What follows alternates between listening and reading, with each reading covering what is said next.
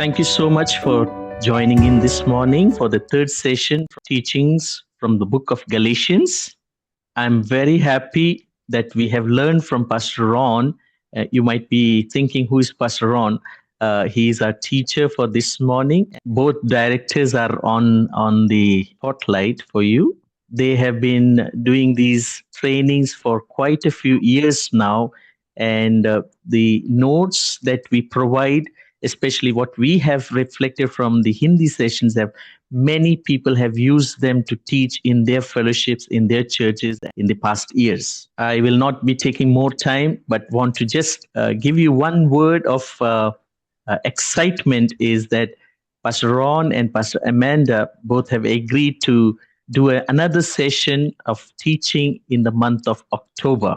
Now, why we have never announced this in any of the trainings, but why we are doing is so that you can connect with other people for these kinds of trainings in the month of October. What we are expecting from these trainings are that you go ahead and teach others. So I'm very happy to have Pastor Ron and Pastor Amanda, directors of Sojourners Academy USA, this morning to teach us from the book of Galatians.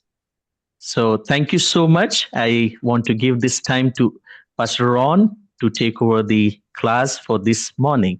हमारे बीच में pastor Ron और pastor Amanda जो directors हैं सोजर्नर्स academy USA के, ये हमारा तीसरा session है और इस तीसरे सेशन में हम लोग और भी बहुत सारी बातों को सीखने जा रहे हैं। इसके लिए हम प्रभु का धन्यवाद करते हैं। कृपया अपनी बाइबल और पुस्तिका और पेन अपने पास में रखें। अगर आप एक्स्ट्रा नोट्स बनाना चाहते हैं आप उसको बना सकते हैं। I do want to say good morning to you in India. मैं ये बात को कहना चाहता हूँ, शुभ प्रभात हम सब भारतीयों के लिए। And what a great pleasure and honor it is for us to be with you. और ये हमारे लिए बहुत ही आशीष की और खुशी की बात है कि आज सुबह हम आपके साथ में हैं। Let us go to the Galatians 3:1, please. आइए हम लोग गलतियों की पत्री उसके तीसरे अध्याय में जाएंगे। उसका पहला पद मैं यहाँ पर पढ़ रहा हूँ। हे निर्बुद्धि गलतियों, किसने तुम्हें मोह लिया है? तुम्हारी तो मानो आंखों के सामने यीशु मसीह क्रूस पर दिखाया गया। मैं तुमसे केवल ये जानना चाहता हूं कि तुमने आत्मा को क्या व्यवस्था के कामों से या विश्वास के समाचार से पाया है? Paul just wants to know how they've gotten so confused. पौलुस इस बात को जानना चाहता है कि वे कैसे विचलित हो गए। A confusion which unfortunately still exists around the world in places. और ये जो विचलित होना या असमंजसता है आज भी पूरे संसार में पाया जाता है। And that is between the covenant of law and the covenant of faith. और ये व्यवस्था की धार्मिकता और विश्वास की धार्मिकता के बीच का एक गठबंधन है। गलतियों 3:3, क्या तुम ऐसे निर्बुद्धि हो कि आत्मा की रीति पर आरंभ करके अब शरीर की रीति पर अंत करोगे? They're moving back and forth between the old way, flesh, and the new creature way, Spirit of Christ. वे आगे पीछे हो रहे हैं, यानी शरीर के बीच में जा रहे हैं, शरीर के कामों में चले जा रहे हैं और आत्मा के कामों में भी ये आगे पीछे उनके बीच में हो रहा है। I will refer here for a moment to a verse from James 1:8. और याकूब की पत्री उसका 1 अध्याय और 8वें पद में इस प्रकार से लिखा है, वे व्यक्ति दो चिता है और अपनी सारी बातों में चंचल है। This verse has been one that I learned to refer to in over 60 years I've been in ministry and has served me well. और ये वचन मैंने अपनी सेवकाई के बहुत पहले से ही इसको सीखा और इस वचन ने मेरी सेवकाई में बहुत मदद की है। A double-minded man is unstable in all his ways. एक दो चिता व्यक्ति अपने सारे कामों में अस्थिर है। I find that people who go back and forth in their opinions and their thinking about things in the Word sometimes can be very difficult to rely on because they're so confused. देखिए, ऐसे लोग जो अपने मन में बार-बार आगे पीछे या दो मन में होते रहते हैं, उन लोगों के साथ में अपने संबंध को बनाए रखना काफ़ी बार बहुत मुश्किल जान पड़ता है। So, in this letter to the Galatians, इस गलतियों की पत्री में Paul is wanting to clear up this confusion. पौलुस जो है, इस असमंजसता को या इस कन्फ्यूजन को सही करना चाहता है। चौथा वचन कहता है, क्या तुमने इतना दुख व्यर्थ ही उठाया, परंतु कदाचित व्यर्थ नहीं। He wants to know how you experienced so many things that it has not served you well because you're confused. वो कहता है कि आपने इतनी बातों में कष्ट को उठाया और अब वो आपकी बेहतरी के कारण नहीं बना। In other words, has there been no benefit to what you've been through to learn? और कहने का अर्थ ये है कि उन सारे दुखों में से जो तू होकर आया है, उससे तुझे कोई लाभ नहीं हुआ कि तू उससे कुछ सीख सके। जो तुम्हें आत्मा दान करता है और तुम में सामर्थ के काम करता है, क्या वह व्यवस्था के कामों से या सुसमाचार पर विश्वास करने से ऐसा करता है। Paul wants to know if it was the law that worked miracles or the Spirit. पौलुस जानना चाहता है कि क्या व्यवस्था ऐसा करती है या आत्मा उनके बीच में काम करता है। Old habits require attention and effort to change. पौलुस चाहता था कि वो अपने जीवन में कुछ कामों में अपने आप को निपुण करे या प्रयास करे कि वो सही हो सके। The old ways may not have worked well, but they are familiar and difficult to give up. काफी बार वो उनके जीवन में सही कारगर सिद्ध नहीं हुए, परंतु वो चाहता था कि इन बातों से वो अपने आप को सही कर पाए। Verse 6, please. अब्राहम ने तो परमेश्वर पर विश्वास किया और ये उसके लिए धार्मिकता गिनी गई। Faith brought righteousness to Abraham before the law. व्यवस्था से पहले ही विश्वास ने अब्राहम के लिए धार्मिकता को लाया। Faith in Jesus Christ brings righteousness after he fulfilled the law. यीशु पर विश्वास करने के द्वारा धार्मिकता अब हमारे बीच में व्यवस्था को पूरा करने से पहले ही आ जाती है। सातवां पद, अतः ये जान लो कि जो विश्वास करने वाले हैं वे ही अब्राहम की संतान हैं। A believer now is a child of Abraham and the blessing because of faith.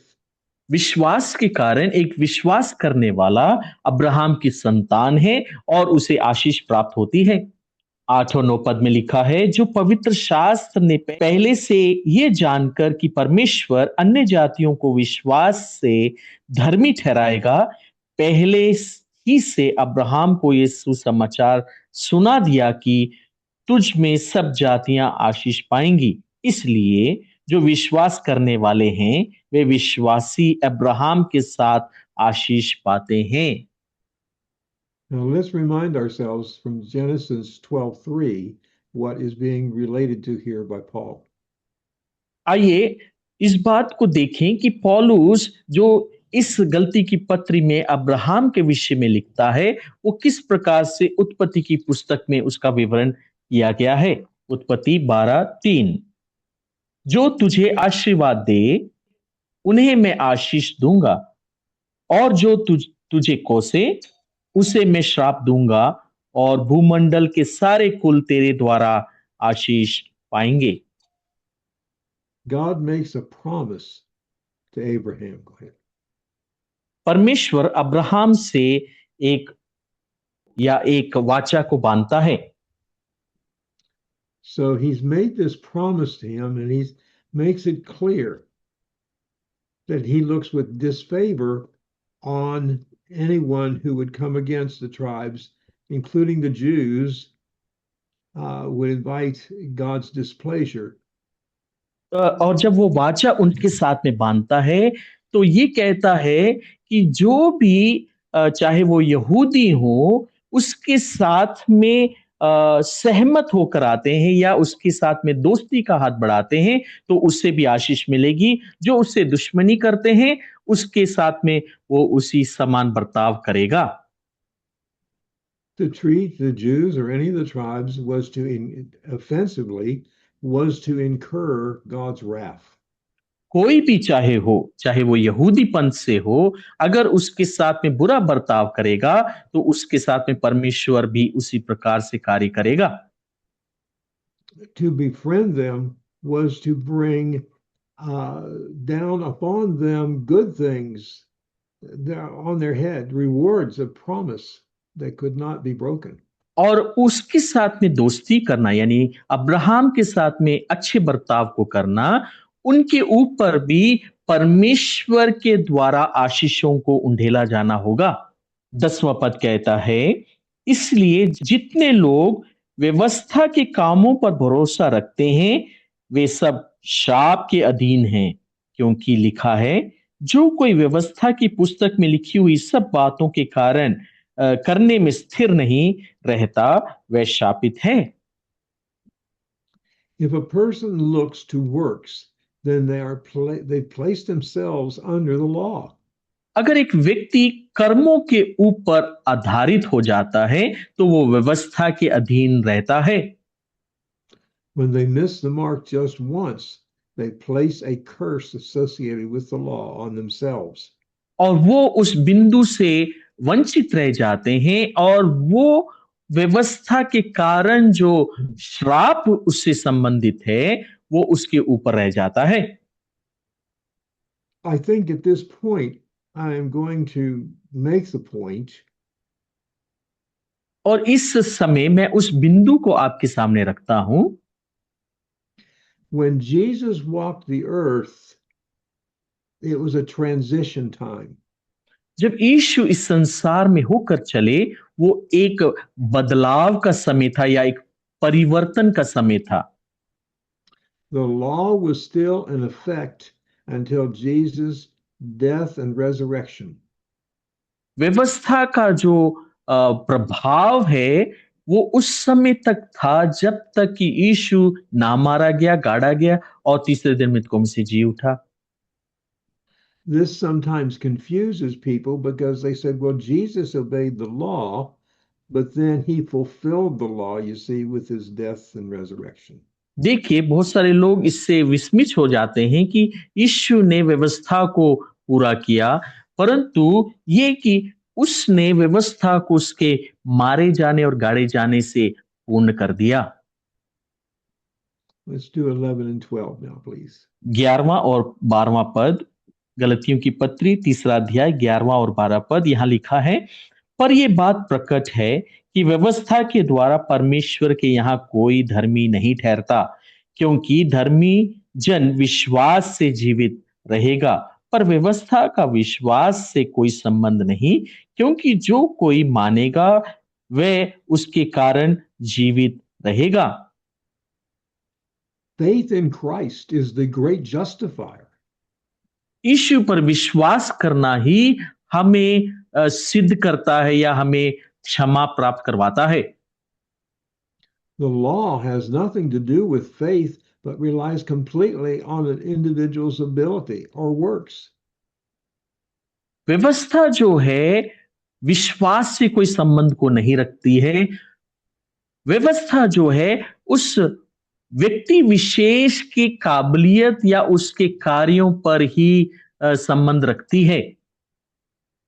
We must not rely on the law, but on Christ's work on the cross.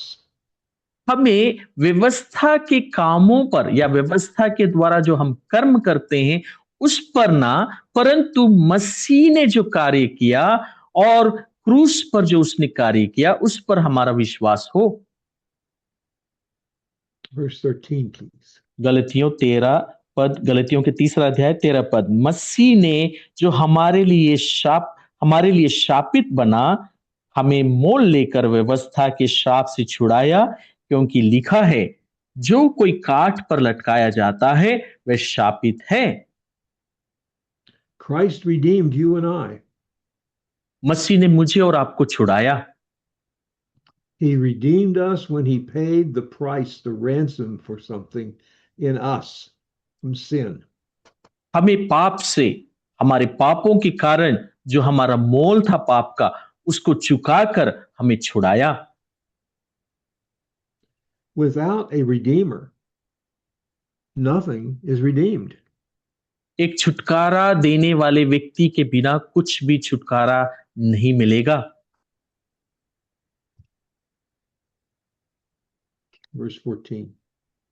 14वां पद, ये इसलिए हुआ कि अब्राहम की आशीष मसीह यीशु में अन्य जातियों तक पहुंचे और हम विश्वास के द्वारा उस आत्मा को प्राप्त करें जिसकी प्रतिज्ञा हुई है।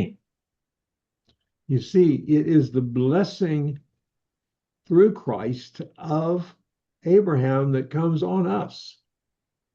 देखिए, ये अब्राहम की आशीषें हम पर आती हैं यीशु मसीह के द्वारा।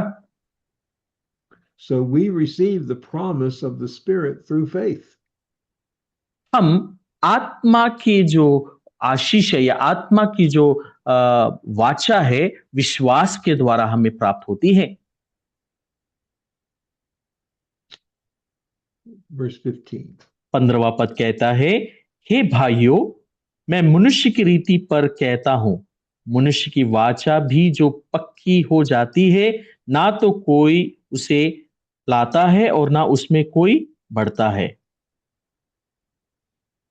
So it's not through the human relation of works, but it's through the work of our Redeemer Christ that brings about these gifts. देखिए, जो वरदान है वो मनुष्य की रीति से या मनुष्य के कामों से नहीं, परंतु परमेश्वर यीशु पर विश्वास करने के द्वारा प्राप्त होती हैं। And here is some of the most beautiful scripture to the hearts of people that has brought many people to Christ. John और 3:16 and 17. और यहाँ पर वो खूबसूरत परमेश्वर का वचन है, जिस वचन के द्वारा बहुतेरे लोग परमेश्वर पर विश्वास करने पाए हैं और आशीष पाने पाए हैं।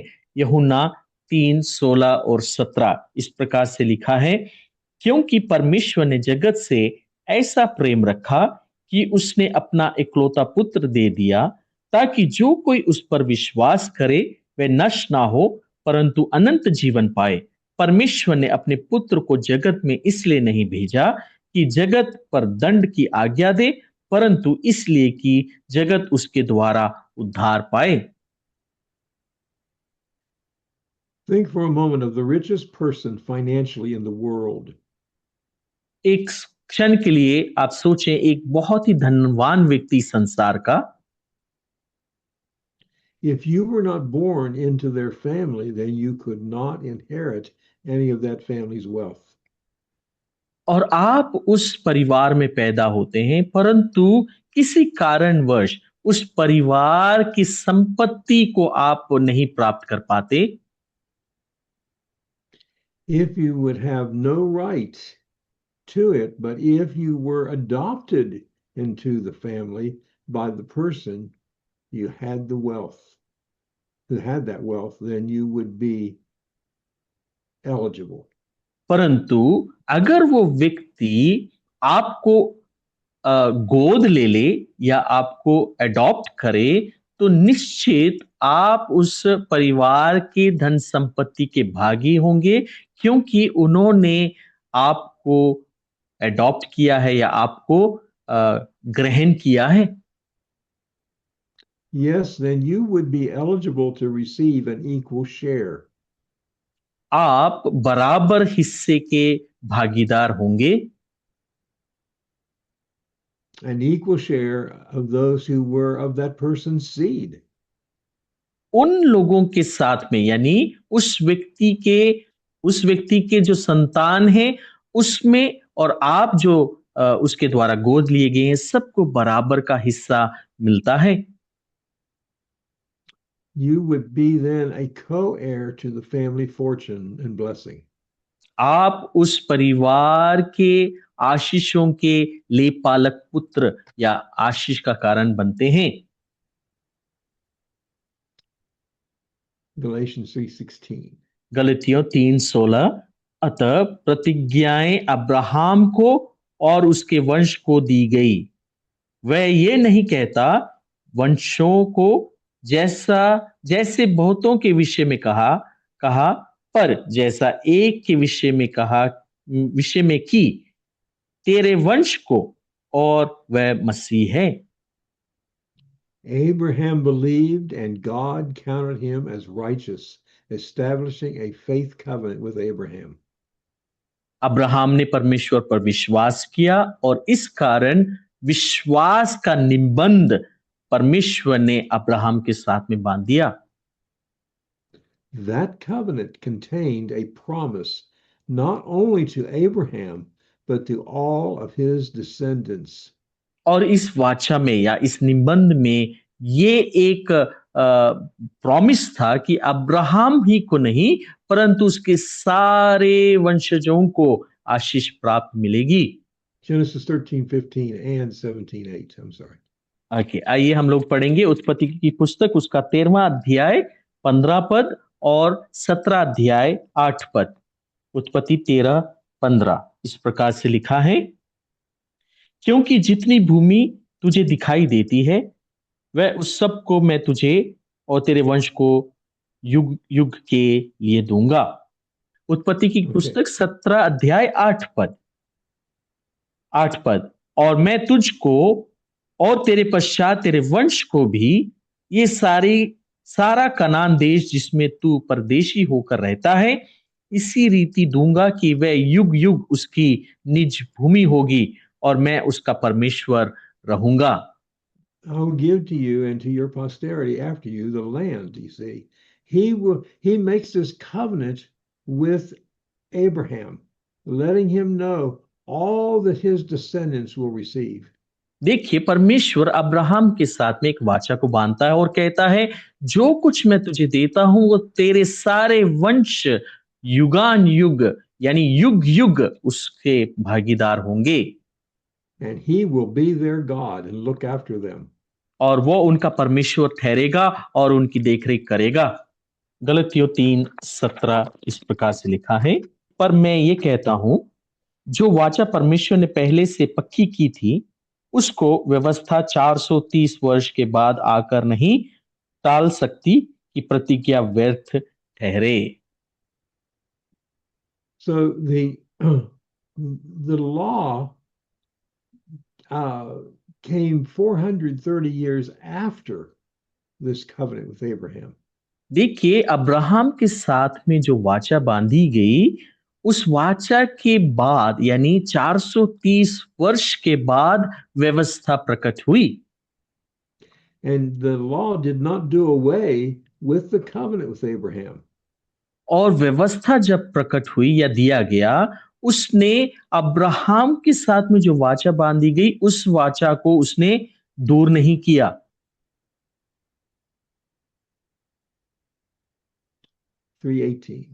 18वां पद, क्योंकि यदि मिरास व्यवस्था से मिली है तो फिर प्रतिज्ञा से नहीं, परंतु परमेश्वर ने अब्राहम को प्रतिज्ञा के द्वारा दे दी है। The inheritance promised did not derive its power from the law, nor could it be annulled by the law. देखिए, जो वाचा वहां पर अब्राहम और अब्राहम के संतानों को दी जा रही है उसकी सामर्थ जो है व्यवस्था से नहीं परंतु और किसी व्यवस्था के ताकत के द्वारा भी नहीं। These are two separate and distinct things. और ये दोनों जो हैं अलग अलग विषय हैं, यानी सामर्थ्य जो व्यवस्था के द्वारा या और किसी व्यवस्था के द्वारा। So it's important for us to know this and understand the difference between being under the law and under the gift of grace from Christ. और ये बात जानना हमें बहुत जरूरी है कि हम व्यवस्था के अधीन और परमेश्वर के अनुग्रह के अधीन रहना दोनों में फर्क को जाने। तब फिर व्यवस्था क्यों दी गई? वह तो अपराधों के कारण बाद में दी गई कि उस वंश के आने तक रहे जिसको प्रतिज्ञा दी गई थी, और वह स्वर्गदूतों के द्वारा एक मध्यस्थ के हाथ ठहराई गई। The purpose of the law was to disclose and expose to men their guilt at displeasing God. देखिए, व्यवस्था का क्या कारण था या क्या उसका उद्देश्य था कि वो मनुष्यों में जो पाप पाप का जो व्यवस्था है, जिसको परमेश्वर को दुखित करने के द्वारा या शोकित करने के द्वारा प्रकट होता है, उसको दिखाए और उसको उजागर करे। And with this displeasing of God, the abandonment of godliness.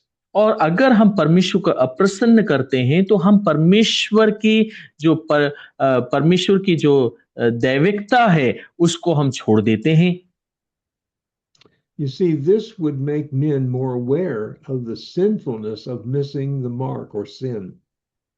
देखिए, ये क्या करेगा कि मनुष्यों को इस बात के लिए उजागर करेगा कि पाप के कारण हम उस रेखा से हम या उस स्थान से हम वंचित रह जाते हैं।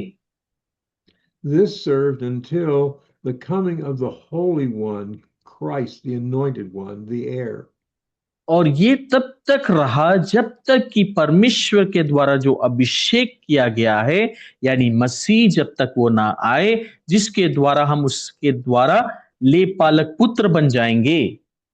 20 और 21 पद। मध्यस्थ तो एक ही का नहीं होता, परंतु परमेश्वर एक ही है। तो क्या व्यवस्था परमेश्वर की प्रतिज्ञाओं के विरोध में है? कदापि नहीं। क्योंकि यदि ऐसा क्योंकि यदि ऐसी व्यवस्था दी जाती जो जीवन दे सकती, तो सचमुच धार्मिकता व्यवस्था से होती। You see, God was not willing that any should perish, so he sent Christ. देखिए, परमेश्वर नहीं चाहता था कि कोई भी नाश हो जाए, इसी कारण उसने मसीह को भेजा।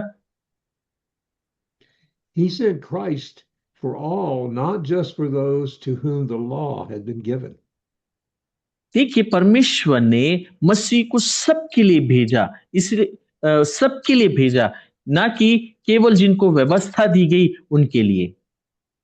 God was after you and I and all mankind.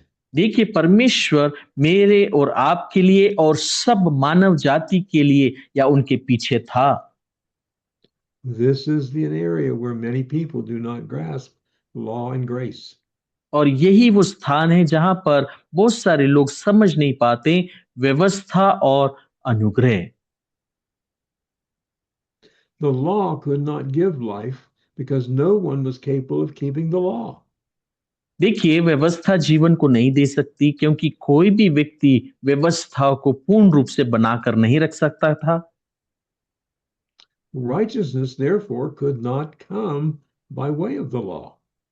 और धार्मिकता जो है व्यवस्था के कारण नहीं आती। The law was an instrument of instruction, not of righteousness or salvation.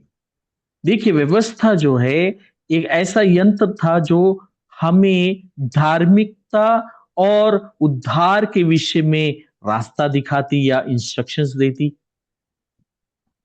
The law was not able to wipe out the promise. व्यवस्था जो है, जो वाचा दी गई, उसको वो साफ नहीं कर सकती या उसे दूर नहीं कर सकती। 22वां पद। परंतु पवित्र शास्त्र ने सबको पाप के अधीन कर दिया, ताकि वह प्रतिज्ञा जिसका आधार यीशु मसीह पर विश्वास करना है, विश्वास करने वालों के लिए पूरी पूरी हो जाए। The Old Covenant scriptures, from the giving of the law until the finished work of Christ, portrayed mankind as sinful. देखिए, पुराने जो धार्मिकता है या पुराना जो पवित्र शास्त्र है, उसने मनुष्य का इस प्रकार से विवरण किया कि जब तक कि मसीह का कार्य क्रूस पर ना पूरा हुआ, वो मनुष्य के लिए पाप को ही प्रकट करता था। Sinful as missing the mark or falling short of the mark, sin. इसका अर्थ ये कि पाप यानी उन्होंने उस स्थान तक या उस स्तर तक अपने आप को ना ला पाए, या उस बिंदु को वो पूर्ण रूप से छू नहीं पाए, और इस कारण वे परमेश्वर की धार्मिकता से वंचित रह गए। Verse 23. 23वां पद, पर विश्वास के आने से पहले व्यवस्था की अधीनता में तुम्हारी रखवाली होती थी, और उस विश्वास के आने तक जो प्रकट होने वाला था, हम उसी के बंधन में रहे। Here, Paul is speaking of faith in Christ. यहां पौलुस जो है मसीह पर विश्वास के विषय में कहता है। 24वां पद कहता है, इसलिए व्यवस्था मसीह तक पहुंचने के लिए हमारी शिक्षक हुई है कि हम विश्वास से धर्मी ठहरें। It's important to realize the people understood and utilized generational thinking. और इस बात को हमें समझना है, ये जानना है कि वंश वंश तक लोग इस बात को समझ पाए, जान पाए। 25वां पद, परंतु जब विश्वास आ चुका तो हम अब शिक्षक के अधीन नहीं ना रहे। Jesus fulfilled the law so the law no longer supervised behavior. The believer. यीशु ने व्यवस्था को पूरा किया, अब इस कारण व्यवस्था हम पर अधीनता या हमारे ऊपर अधिकार को जो विश्वास करते हैं उन पर नहीं रख सकती। But through faith in Christ, the believer is made righteous. मसीह पर विश्वास करने के द्वारा एक विश्वासी धर्मी ठहराया जाता है। Not only righteous, but now supervised by the Holy Spirit. और ना केवल धर्मी ठहराया जाता, परंतु पवित्र आत्मा के द्वारा निर्देशित या उसके ऊपर अधिकार प्रकट किया जाता है। 26.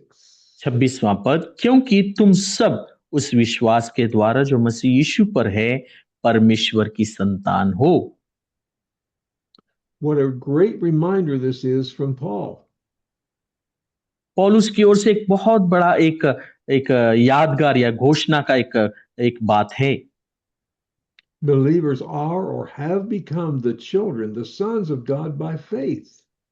विश्वासी जो हैं परमेश्वर के निज संतान, लेपालक पुत्र बन गए हैं विश्वास के कारण। Many people misunderstood this and believed all people are children of God. बहुत सारे लोग इस बात को नहीं समझ पाए कि ये कहते हुए कि सब लोग परमेश्वर के पुत्र हैं। This is particularly true in modern times. और खास तौर पर आज की जो आधुनिक युग है। But not all people are children of God. सब लोग परमेश्वर के पुत्र नहीं हैं। Only believers in Jesus Christ are children of God. केवल मसीह यीशु पर विश्वास करने वाले ही परमेश्वर की संतान हैं। A believer is a new creature in Christ. एक विश्वासी मसीह में एक नई सृष्टि है। That new creature is made new in Christ. और वो मसीह में एक नई सृष्टि बन जाता है। 2 Corinthians 5:17 tells us this.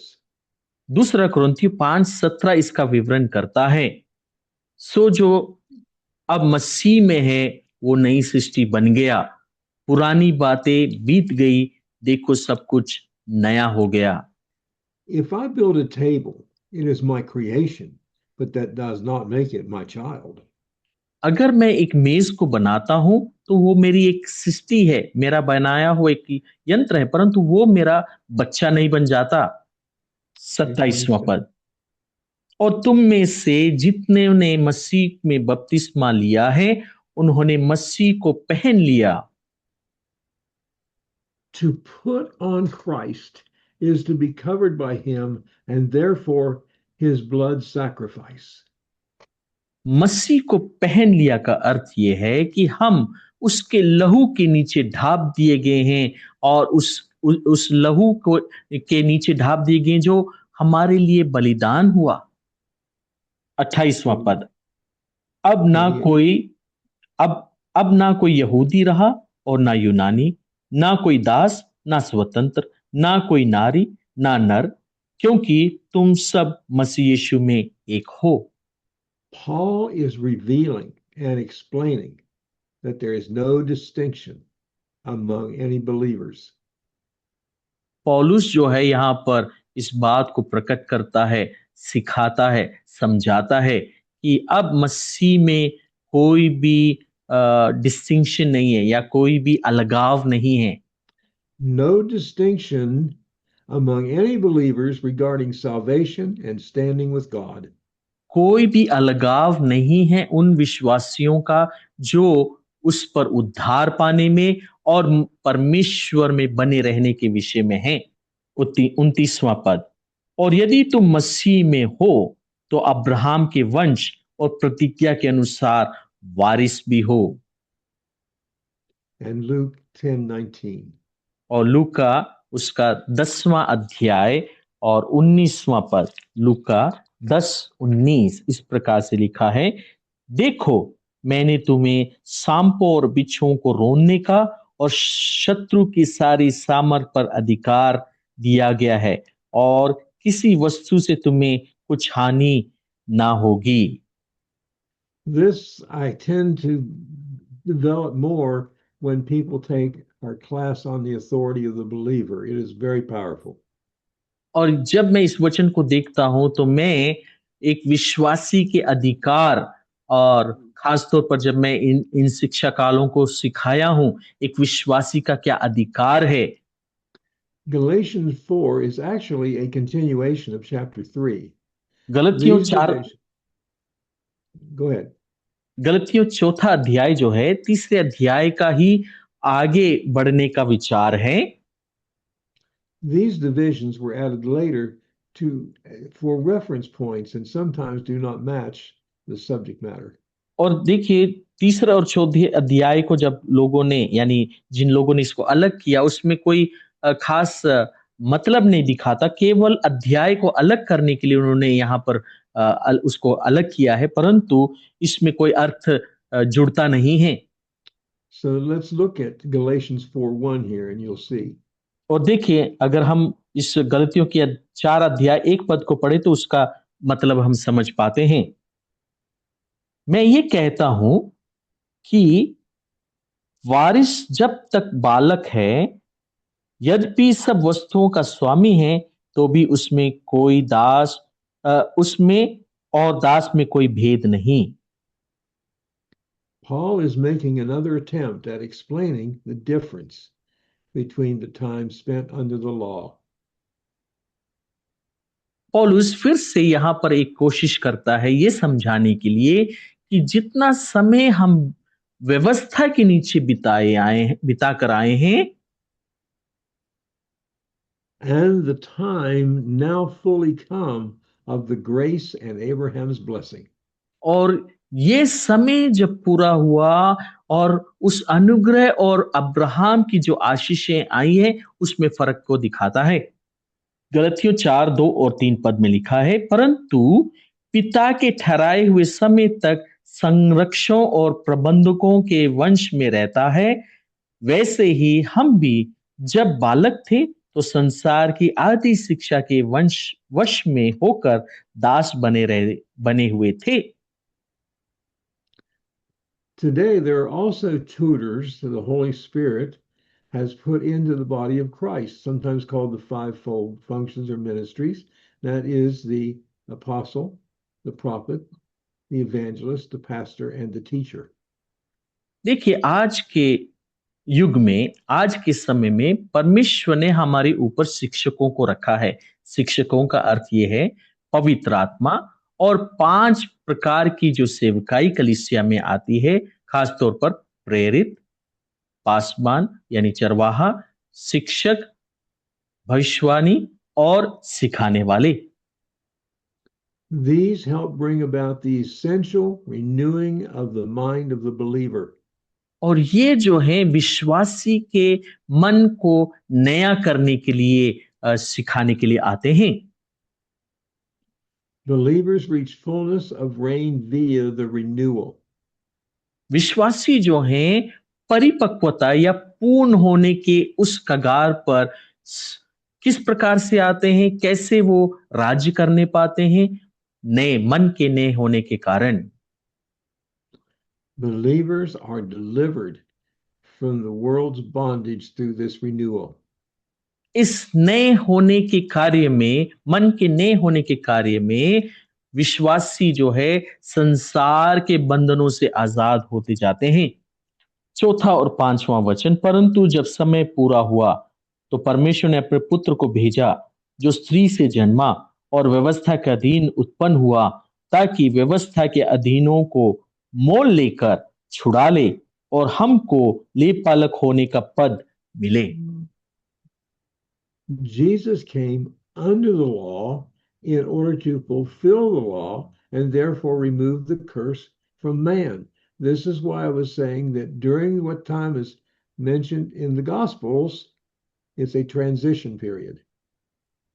मसीह जो है व्यवस्था के अधीन होकर इस संसार में आया ताकि व्यवस्था को पूरा करे, और व्यवस्था का पूरा करने के उपरांत मनुष्य पर हुए श्राप को दूर करे। इसी कारण मैंने कहा, जब हमने आरंभ किया, हम सुसमाचारों में एक परिवर्तन होने के कार्य को देखते हैं। The law had to be fulfilled by Jesus' death, burial, and resurrection. व्यवस्था का पूरा होना सुनिश्चित था इस पर कि मसीह का मारा जाना, गाड़ा जाना और तीसरे दिन मृतकों में से जी उठने में। The law fulfilled was not destroyed, व्यवस्था पूरी की गई, ना कि नष्ट की गई, but completed in its function and thus removed from all who would put on Christ through faith.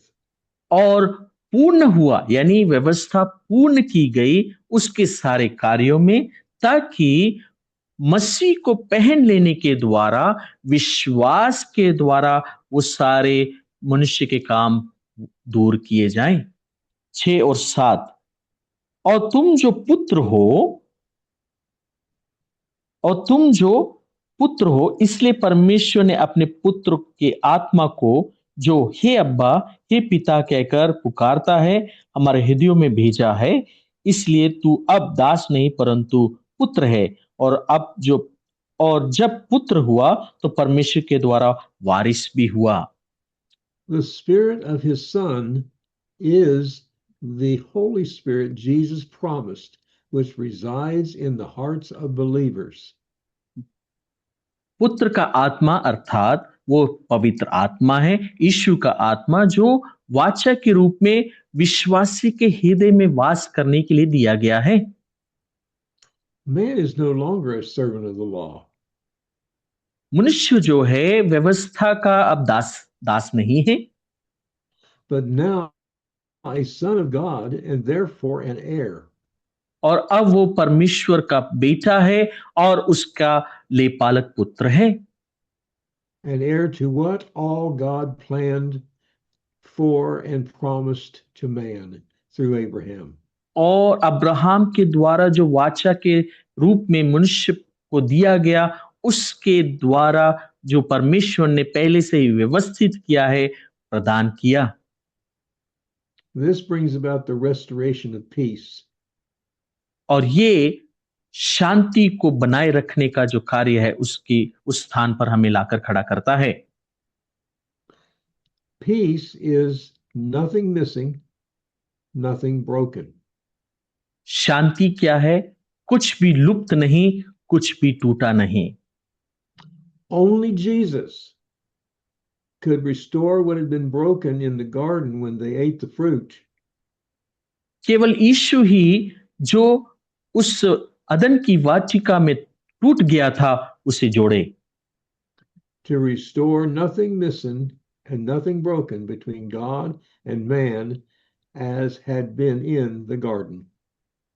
ताकि मनुष्य के और परमेश्वर के बीच में जो टूट गया है, जो कुछ भी लुप्त नहीं, कुछ भी टूटा नहीं, वैसा ही बनाकर जो अदन की वाटिका में हुआ, वो परमेश्वर का पुत्र उसे पूर्ण करने के लिए इस संसार में आया।